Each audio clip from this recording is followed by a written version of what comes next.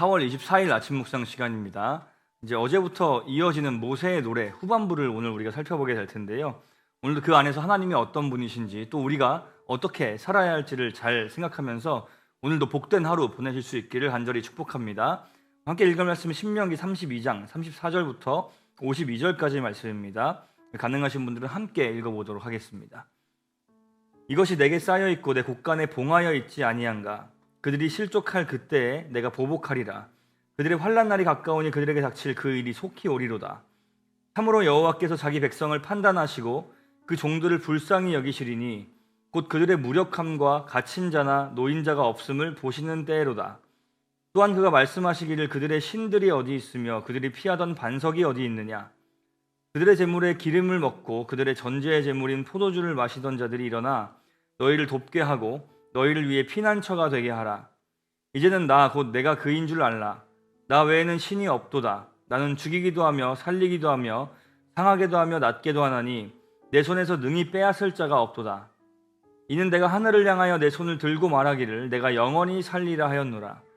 내가 내 번쩍이는 칼을 갈며 내 손이 정의를 붙들고 내 대적들에게 복수하며 나를 미워하는 자들에게 보응할 것이라.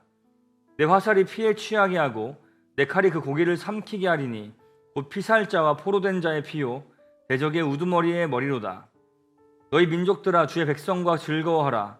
주께서 그 종들의 피를 갚으사 그 대적들에게 복수하시고 자기 땅과 자기 백성을 위하여 속죄하시리로다. 모세와 눈의 아들 호세아가 와서 이 노래의 모든 말씀을 백성에게 말하여 들리니라. 모세가 이 모든 말씀을 온 이스라엘에게 말하기를 마치고 그들에게 이르되 내가 오늘 너희에게 증언한 모든 말을 너희의 마음에 두고 너희의 자녀에게 명령하여 이 율법의 모든 말씀을 지켜 행하게 하라.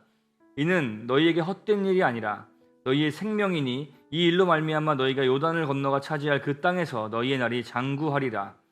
바로 그날에 여호와께서 모세에게 말씀하여 이르시되 너는 여리고 맞은편 모압 땅에 있는 아바림 산에 올라가 느보산에 이르러 내가 이스라엘 자손에게 기업으로 주는 가나안 땅을 바라보라. 내 형 아론이 호르산에서 죽어 그의 조상에게로 돌아간 것 같이 너도 올라가는 이 산에서 죽어 내 조상에게로 돌아가리니 이는 너희가 신광야 가데스의 무리바 물가에서 이스라엘 자손 중 내게 범죄하여 내 거룩함을 이스라엘 자손 중에서 나타내지 아니한 까닭이라.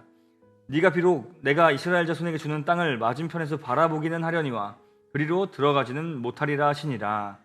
아멘. 오늘의 본문의 첫 내용은 대적들에 대한 하나님의 심판에 관한 내용입니다. 하나님께서 매우 철저한 복수자, 보복자이심을 이야기하는 부분인데요. 사실 우리가 복수나 보복이라는 단어를 떠올리면 보통은 부정적인 느낌이 드는 것이 사실입니다. 기독교는 사랑의 종교, 하나님은 사랑의 하나님이라고 하는 이 정의와는 왠지 좀 충돌하는 것과 같은 그런 느낌을 받을 수도 있습니다.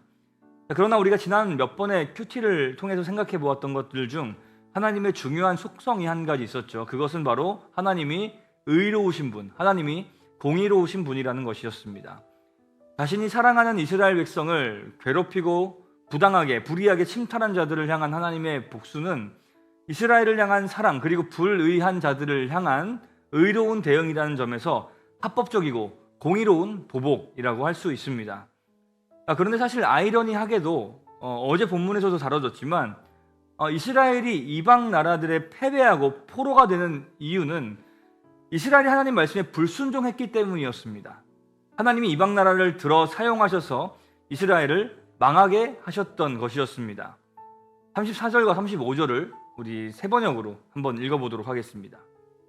이 독한 포도주는 내가 쓸 데가 있어서 숨겨놓았던 것, 나중에 쓰려고 곳간에 보관하여 둔 것이다. 원수 갚는 것은 내가 하는 일이니 내가 갚는다. 원수들이 넘어질 때가 곧 온다. 재난의 날이 가깝고 멸망의 때가 그들에게 곧 덮친다. 여기서 독한 포도주가 바로 이방 나라들인데요. 쓸 때, 즉 이스라엘을 징계하는 일에 쓰기 위해 마련한 것임을 말씀하시는데 동시에 그로 말미암아 이스라엘의 원수가 된 이방 나라들은 그들의 죄악에 따라 하나님이 심판을 하시겠다라는 것, 이 두 가지를 동시에 이야기하고 계신 것입니다. 36절 이하로는 그러한 심판 뒤에 이스라엘이 깨닫고 하나님만 의지하기를 바라는 마음이 담겨있는 구절들이 계속해서 나오고 있습니다. 그 구절들은 하나님이 어떤 분이신지를 거듭 생각하게 합니다.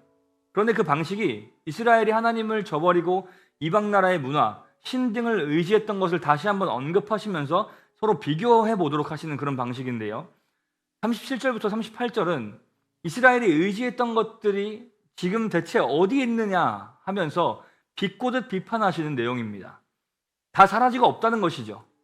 38절 마지막에는 심지어 너희가 의지하던 그 신들, 가짜 신들이 일어나 너희를 돕게 하라, 너희의 피난처가 되게 하라, 이렇게 강한 어조로 따져 물으십니다. 그리고 이어 나오는 39절에서 그 가짜 신들과 자신을 대조시키시는데요. 39절을 세 번역으로 한 번 더 읽어보겠습니다. 그러나 이제는 알아라. 나 오직 나만이 하나님이다. 나 밖에는 다른 신이 없다. 나는 죽게도 하고 살게도 한다. 나는 상하게도 하고 낫게도 한다. 아무도 내가 하는 일을 막지 못한다. 가짜 신들은 너희가 아무리 불러도 너희를 구원해주지 않고 고쳐주지 않는데, 나 유일한 참 신인 나는 이런 존재다. 이렇게 할 수 있는 것은 나밖에 없다. 그러니까 잘 생각해라. 나를 의지해라. 나는 너희를 괴롭게 한 이들을 향해 원수를 갚는 자다. 너희가 의지할 것은 바로 나다 라고 하나님께서 말씀해 주시는 것이죠. 하나님이 말씀하신 대로 하나님 말고 다른 신은 없습니다. 우리가 의지할 분은 오직 하나님 뿐이십니다. 그래서 모세는 이 모든 노래를 백성에게 들려준 후 40년 내내 늘 했던 이야기지만 다시 한번 강조하며 들려줍니다. 내가 증언했던 모든 말들을 잘 새겨 들으세요. 마음에 새기고 자녀들에게 가르치세요. 그리고 이걸 지키세요. 하나님의 약속이 곧 생명이에요. 순종하세요 라고 하면서 간절하게 이스라엘 백성들을 향해 이야기하고 있습니다. 그런데 너무나 아쉬운 장면이 하나 나옵니다. 모세는 결국 가나안 땅에 들어가지 못하죠. 왜 그렇습니까? 51절 한번 읽어보겠습니다. 이는 너희가 신광야 가데스의 무리바 물가에서 이스라엘 자손 중에 내게 범죄하여 내 거룩함을 이스라엘 자손 중에서 나타내지 아니한 까닭이라. 과거 민수기에 보면 한 사건이 나오는데요. 백성들이 물이 없다고 원망하자 하나님께서 물을 주시고자 모세에게 반석에 명령하도록 이제 하셨는데, 명령만 해도 물이 나올 것을 모세는 지팡이로 반석을 2번이나 쳐버립니다. 하나님의 명령과는 다른 행동이었습니다. 백성들의 성화에 못 이겨서 혈기를 부렸던 것인지 무엇인지 반석을 2번이나 지팡이로 쳐버립니다. 그리고 하나님의 거룩하심을 나타내지 않은 불순종한 것에 대한 대가로 모세는 가나안 땅에 들어가지 못하게 된 것이었죠. 슬프게도 모세가 가나안 입성을 못한 것은 이스라엘 사람들에게 있어서는 오히려 좋은 본보기였을 수도 있습니다. 모세가 늘 가르쳤던 것처럼 말씀에 순종해야 복을 누릴 수 있는 것인데, 그 말을 한 모세는 불순종으로 인해 가나안 땅에서의 삶을 보장받지 못하는 이 기구한 상황, 모세는 자신의 말과 이 삶의 실수를 다음 세대들이 똑같이 겪지 않았으면 하는 마음에 더욱 간절하게 말씀에 순종하라고 외치고 있던 것이 아닐까 생각하게 됩니다. 그리고 오늘 이 메시지가 당대의 이스라엘 백성들뿐만 아니라 오늘 우리에게도 동일하게 주어지는 것이라는 것을 우리가 생각하면서 아쉬움을 안고 토로하는 모세의 목소리에 귀를 기울이고 하나님의 말씀에 순종하는 우리 함께하는 교회 모든 성도님들의 삶이 되시기를 간절히 소망합니다. 함께 기도하겠습니다. 하나님, 늘 묵상을 통해 거듭거듭 반복해서 말씀하시는 것처럼 오늘 하나님의 말씀만이 우리에게 영원한 생명과 복을 주는 것임을 우리가 잊지 않게 하여 주시옵소서. 세상에는 소망이 없습니다. 우상이 우리가 의지할 바가 아닙니다. 만물을 주관하시고 통치하시는 우리의 주권자이신 하나님의 손길을 누리며 살아가기를 간절히 소망합니다.